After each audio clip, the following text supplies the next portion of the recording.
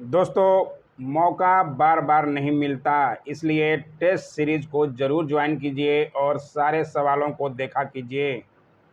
आज के वीडियो में बहुत अच्छे 70 सवाल लिए गए हैं। ये किसी की भी लाइफ चेंज कर सकता है, इसलिए पूरा वीडियो देखने की कोशिश किया कीजिए। 2-4 सवाल देख लेने से आपकी अंतिम दिनों की तैयारी अच्छी नहीं होगी। अंतिम दिनों की तैयारी सब पर भारी होगी अगर आप पूरा वीडियो ज़रूर देखिएगा और समझिएगा। ठीक है, जो लोग नए हैं वो लाइक और सब्सक्राइब तो ज़रूर करें। दोस्तों, आप ही के लिए सब क्वेश्चन कराए जा रहे हैं। सारे ही इम्पोर्टेंट सवाल लास्ट में कराए जाएंगे।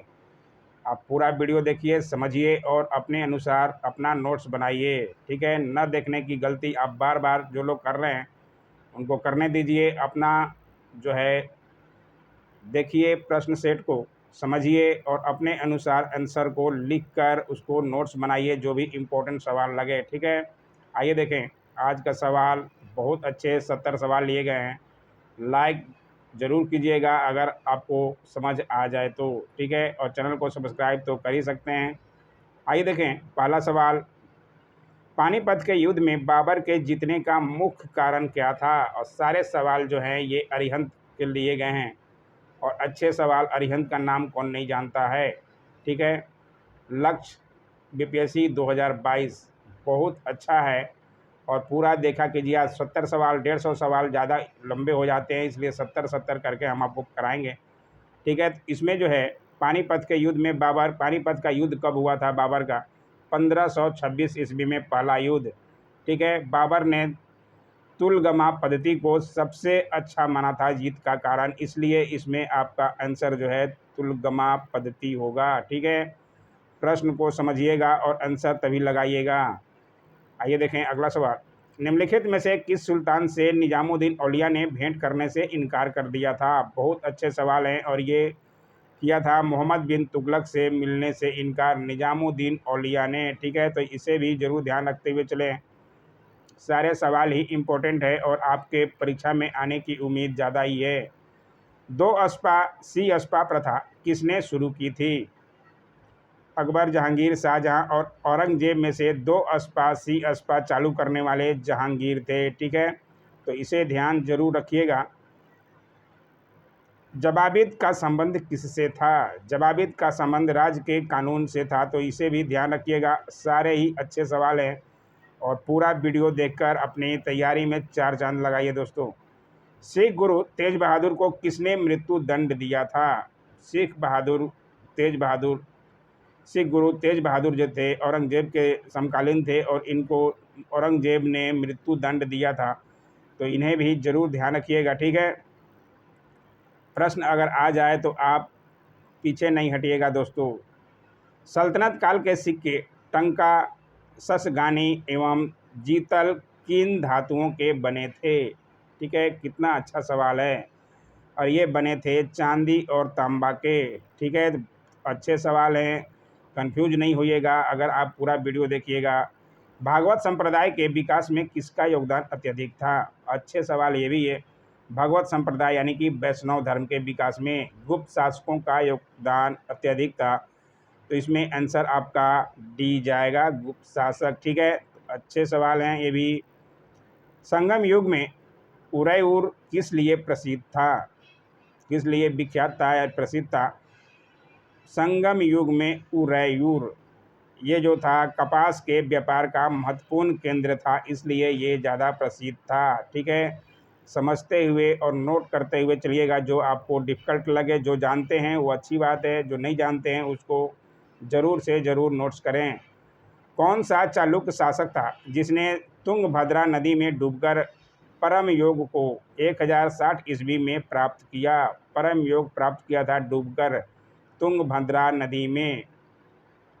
वो चालुक्य शासक थे आपके सोमेश्वर प्रथम। ठीक है, तो इन्हें जरूर ध्यान रखिएगा। द्वितीय बौद्ध संगीति का आयोजन कहाँ किया गया था? बौद्ध संगीति पर सवाल बनता ही है, और इसलिए अलग से मेरा वीडियो भी बनाया हुआ है। द्वितीय बौद्ध संगीति कहाँ हुआ था? वैशाली में। ठीक है, प्रथम कहाँ हुआ था? राजगीर में। तीसरा पाटलिपुत्र में और चौथा कुंडलवन कश्मीर में। चारों का नाम यहाँ दिया है और चारों के बारे में आपको बता दिया। अच्छा लग रहा है लाइक ज़रूर कीजिए दोस्तों, लाइक करने में कंजूसी करते हैं क्या? अच्छा नहीं लगता हमारे सवालों को? भारत के निम्नलिखित में से किस क्षेत्र से सोने का कोई वाइजेंटाइन सिक्का नहीं मिला है? वाइजेंटाइन सिक्का नहीं मिला है किस क्षेत्र से? तो ये नहीं मिला है आपका उत्तर पूर्वी क्षेत्र से, ठीक है, तो इसे ध्यान रखिएगा। हड़प्पा कालीन स्थलों में अभी तक किस धातु की प्राप्ति नहीं हुई है? हड़प्पा कालीन स्थलों में अभी तक किसकी प्राप्ति नहीं हुई है? तो लोहा की, ठीक है। तांबा, स्वर्ण और चांदी की प्राप्ति हो गई है, लेकिन लोहा की प्राप्ति नहीं हुई थी हड़प्पा कालीन में। चोल मंदिरों में निम्न में से कौन सी उनकी प्रमुख विशेषता थी? चोल मंदिरों की प्रमुख विशेषता क्या थी? ये थी विमान, ठीक है। विमान जो थी चोल मंदिरों में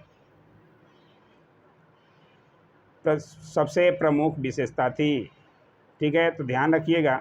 मध्यकाल में जौनपुर में स्वतंत्र यानी कि सरकी राजवंश की स्थापना किसने की? स्वतंत्र राजवंश की स्थापना या सरकी राजवंश की स्थापना किसने की थी? ये करने वाले थे मलिक सरवर, ठीक है, तो इनका भी नाम ध्यान रखिएगा। सवाल बीपीएससी में ऐसे ही बनते हैं। दोहरे गुंबद वाला भारत का पहला मकबरा कौन सा है? दोहरे गुंबद वाला, ठीक है, बहुत ही इम्पोर्टेंट सवाल है और ये था हुमायूं का मकबरा को दोहरे गुंबद वाला भारत का पहला मकबरा था, ठीक है, तो इसे ध्यान रखिएगा हुमायूं का मकबरा। गौतम बुद्ध को कौंडिन्य और 5 ब्राह्मण कहाँ मिले? कौंडिन्य और 5 ब्राह्मण मिले थे आपके उरुवेला बोधगया में, ठीक है, जहाँ उनको ज्ञान की प्राप्ति हुई थी बोधगया में। बिहार में चिरांद यानी कि सारण जिले में एवं चेचर वैशाली जिले में है से किस काल के अवशेष प्राप्त हुए हैं? बहुत अच्छा सवाल है और हर ये टीचर लगभग ये बताता ही है सवाल जो बीपीएससी का तैयारी कराता है। अगर अभी भी आप नहीं जानते हैं ज़रूर ध्यान रखिए, नौपाषाण काल के, ठीक है, तो ये ध्यान से समझ लीजिएगा और नोट कर लीजिएगा। पटना को अजीमाबाद नाम दिया, किसने नाम दिया था पटना को अजीमाबाद? नाम देने वाले थे राजकुमार अजीम ने, ठीक है, तो ये भी ध्यान रखिएगा, इम्पोर्टेंट सवाल है बीपीएससी के लिए। पटना में अनुशीलन समिति की शाखा स्थापित की थी, ये भी मैं बता चुका हूँ बिहार स्पेशल के, ठीक है, और अच्छे सवाल हैं ये। करने वाले कौन थे? सचिंद्र नाथ सन्याल, नाम सुने होंगे, नहीं सुने हैं अभी भी तो लिख लीजिए, सवाल बन सकता है ऐसे। 1830 ईस्वी के दशक में पटना केंद्र था, किसका था? 1830 ईस्वी में पटना केंद्र था बहावी विद्रोह का, ठीक है, तो ध्यान रखिएगा बहावी विद्रोह 1830 ईस्वी में पटना केंद्र था। मध्यकाल में पटना का नवनिर्माण करवाया था, किसने करवाया था? मध्यकाल में पटना का नवनिर्माण करवाने वाले थे शेरशाह, ठीक है, तो इनका भी नाम सुने ही होंगे, ध्यान से समझ लीजिएगा। मध्यकाल का पूछ रहा है। लॉर्ड हार्डिंग ने बंगाल विभाजन रद्द किस वर्ष में किया? बंगाल विभाजन तो 1905 में किया था, लेकिन रद्द किस वर्ष किया, ये सवाल है। तो ये सवाल 1911 में रद्द कर बंगाल से बिहार को उड़ीसा सहित अलग किया गया था, ठीक है, तो रद्द कब किया गया? 1911 में, याद रहेगा ना आप लोगों को, ठीक है। दक्षिणी गोलार्ध में सबसे बड़ा दिन कब होता है? दक्षिणी गोलार्ध में सबसे बड़ा दिन 22 दिसंबर को होता है, ठीक है, तो ध्यान से समझिएगा। 25 दिसंबर भी दे देगा तो कंफ्यूज हो जाते हैं बच्चे, लेकिन 22 दिसंबर सबसे बड़ा दिन होता है पश्चिमी गोलार्ध में, दक्षिणी गोलार्ध में, ठीक है। यूरोप को संयुक्त राज्य अमेरिका से कौन सा सागर या महासागर अलग करता है? बताइए, कितना अच्छा सवाल है। यूरोप को संयुक्त राज्य अमेरिका से अलग करने वाला आपका काला सागर है, ठीक है, तो इसे ध्यान से समझ लीजिएगा, नोट कर लीजिएगा। नील नदी का उद्गम स्थल है, कहाँ है नील नदी का उद्गम स्थल? ये है विक्टोरिया झील, ठीक है, नील नदी विक्टोरिया झील से निकलती है, तो ध्यान रखिएगा। औषधि शैलों के लिए निम्नलिखित में से कौन सा कथन सत्य है?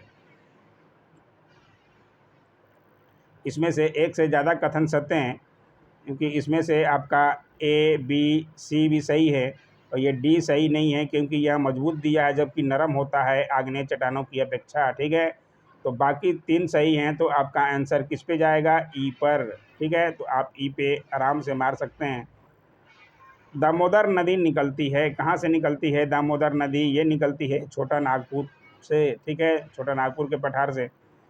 तिब्बत में मानसरोवर झील के पास जिस नदी का स्रोत है वह है? तिब्बत में मानसरोवर झील के पास किस नदी का स्रोत है? बहुत ही प्रसिद्ध है, इसमें से एक से ज़्यादा ही हैं। मानसरोवर झील के पास गंगा, ब्रह्मपुत्र, सिंधु लगभग सब वहीं से निकलती है, तो इसका आंसर आपका ई जाएगा। ठीक है,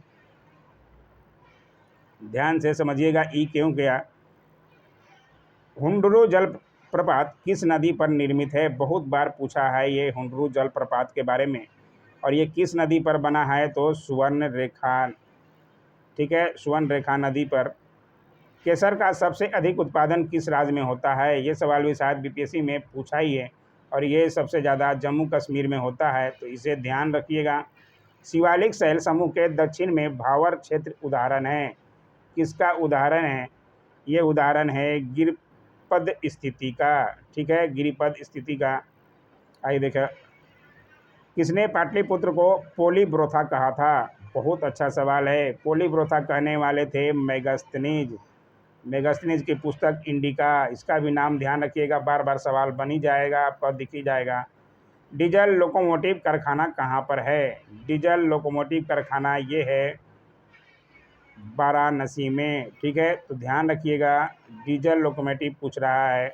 और एक है चितरंजन में, किसका है? अगर आप जानते हैं ज़रूर कमेंट कीजिए। निम्नलिखित में से कौन सा महाद्वीप क्षेत्रफल के अनुसार सबसे बड़ा है? क्षेत्रफल के अनुसार सबसे बड़ा महाद्वीप आपका कौन सा है? तो अफ्रीका। ठीक है, सवाल बहुत ही इम्पोर्टेंट है और नोट जरूर कीजिएगा। तुंगभद्रा नदी परियोजना किस राज्य में स्थित है? तुंगभद्रा नदी परियोजना ये आपका स्थित है कर्नाटक में। ठीक है, तो ध्यान रखिएगा। द्वीपों का समूह लक्षद्वीप क्या है उसकी विशेषता? द्वीपों का समूह लक्षद्वीप जो है प्रवाल उत्पत्ति का है। ठीक है, तो ये ध्यान रखिएगा, प्रवाल उत्पत्ति का है। आइए देखें अगला सवाल। मेरियार गेम अभयारण्य प्रसिद्ध है, किस लिए प्रसिद्ध है मेरियार गेम अभयारण्य? ठीक है, ये प्रसिद्ध है बाघों के लिए। सारे जो भी इम्पोर्टेंट है आपका जो है पीडीएफ में दे दिया जाएगा। ठीक है, ज़रूर टेलीग्राम ज्वाइन कर लीजिए, फ्री का पीडीएफ दिया जाता है। निम्न में से कौन सी गैस मुक्त ओजोन छिद्र के लिए उत्तरदायी है? बताइए, बहुत अच्छा सवाल आ गया, और ये उत्तरदायी है क्लोरोफ्लोरोकार्बन। ठीक है, कहाँ से निकलता है? फ्रिज में से। ठीक है, फ्रिज और एसी में से। भारत का राष्ट्रीय सामुद्रिक पार्क स्थित है, कहाँ स्थित है राष्ट्रीय सामुद्रिक पार्क? ये स्थित है आपका कच्छ में। ठीक है, भारत का राष्ट्रीय सामुद्रिक पार्क पूछ रहा है, प्रश्न को समझिएगा, और कहाँ है? कच्छ में। ठीक है, बिहार में नकदी फसल का सही समूह है, नकदी फसल का सही समूह है आपका गन्ना, जूट, आलू और तंबाकू। ठीक है, तो ये जो है आपका आंसर होना चाहिए, उस पर ही टिक लगा। ठीक है, ध्यान से समझ लीजिएगा, नोट कर लीजिएगा। बिहार के उत्तर पश्चिम भाग में स्थित सारण जिले और उत्तर प्रदेश के बीच सीमा रेखा का निर्धारण करने वाली नदी है। उत्तर प्रदेश के बीच सीमा रेखा का और सारण जिले के बीच कौन सी नदी निर्धारण करती है? बहुत इजी और अच्छा सवाल है, और ये है घाघरा नदी। ठीक है, घाघरा नदी आकर पटना में मिलती है।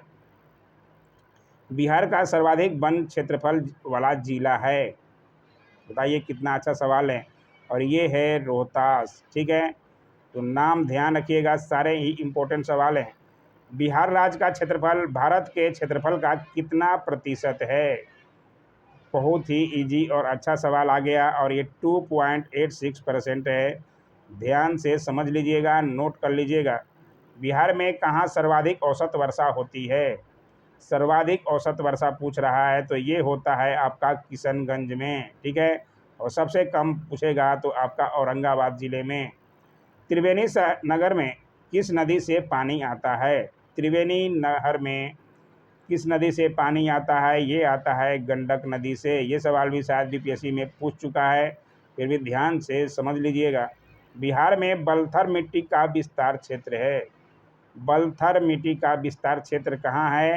तो ये है आपका गंगा के दक्षिण पश्चिम में। ठीक है, समझ के नोट कर लीजिएगा। पंपास है, क्या है पंपास? पंपास एक घास है, तो कहाँ पाया जाता है? ये अर्जेंटीना में घास के मैदान को बोला जाता है। ठीक है, वहीं से खाकर जो है गाय भैंस मोटे मोटे हो जाते हैं। एक कल्याणकारी राज्य के निदेशक आदर्श वर्णित हैं। एक कल्याणकारी राज्य के निदेशक आदर्श वर्णित हैं।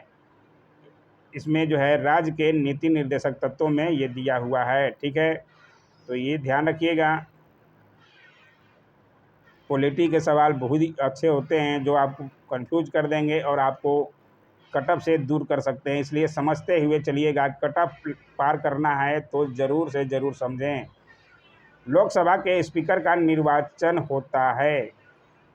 कैसे होता है लोकसभा के स्पीकर का निर्वाचन?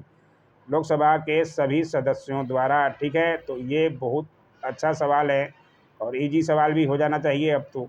पंचायती राज विषय है। किसका विषय है? पंचायती राज। और ये विषय है आपका राज्य की सूची का। ठीक है, राज्य का विषय है ये पंचायती राज। संघीय लोक सेवा आयोग की नियुक्ति कौन करता है? संघीय लोक सेवा आयोग की नियुक्ति करने वाले राष्ट्रपति हैं, जबकि बीपीएससी के राज्य लोक सेवा आयोग की नियुक्ति राज्यपाल करेंगे। ठीक है, तो इन्हें भी ध्यान रखिएगा। राज्य सरकार को कानूनी विषयों पर कौन परामर्श देता है? राज्य सरकार को परामर्श देने वाले कौन हैं? Attorney general. ठीक है, उनका हिंदी नाम क्या है? अगर आप जानते हैं ज़रूर बताइए, क्योंकि मैं बहुत बार जो है आपको बता चुका हूँ। ठीक है, भारत सरकार को पूछ रहा है, बिहार सरकार को नहीं पूछ रहा। ठीक है, भारत सरकार को कानूनी विषयों पर कौन परामर्श देता है? Attorney general. ठीक है, आइए देखें अगला सवाल। भारत में किसी भी सदन का सदस्य हुए बिना कोई व्यक्ति कब तक मंत्री पद पर आसीन रह सकता है? बहुत ही अच्छा सवाल है। ऐसे सवाल ज़्यादा दिखेंगे आपको बीपीएससी में, और ये इनका टाइम है 6 महीने तक। ठीक है, कोई व्यक्ति 6 महीने तक जो है मंत्री पद पर आसीन रह सकता है। उसके बाद चुनाव होता है, देखे होंगे। भारत के राष्ट्रपति को उसके पद से हटाया जा सकता है। ये भी सवाल जो है बीपीएससी में इस बार ऑडिटर के एग्ज़ाम में ही शायद पूछ लिया है, तो इम्पोर्टेंट है ही। किसके द्वारा हटाया जाता है? तो संसद द्वारा। ठीक है, तो ध्यान से समझिएगा। भारत में लौकिक सार्वभौमिकता है क्योंकि संविधान की प्रस्तावना आरंभ होती है। संविधान के प्रस्तावना आरंभ होते ही क्या बोला जाता है? हम भारत के लोग शब्दों से शुरू होता है, तो ध्यान रखिएगा। और अच्छे सवाल हैं ये, तो समझ लीजिएगा। भारतीय संविधान के निम्नलिखित अनुच्छेदों में से कौन सा अनुच्छेद राज्य की सरकारों को ग्राम पंचायतों को संगठित करने का निर्देश देता है? बताइए, इतना अच्छा सवाल आ गया। और ये है अनुच्छेद 40 से। ठीक है, तो इम्पोर्टेंट सवाल है। तो पंचायती राज अनुच्छेद 40 में ही दिया है। राज्यसभा के सदस्यों के चुनाव की कौन सी विधि है? राज्यसभा के सदस्यों के चुनाव की विधि बिहार से चुने जाते हैं। कितने? 16 सदस्य चुने जाते हैं बिहार से भी, तो ये भी ध्यान रखिएगा, बार बार सवाल दिखेगा।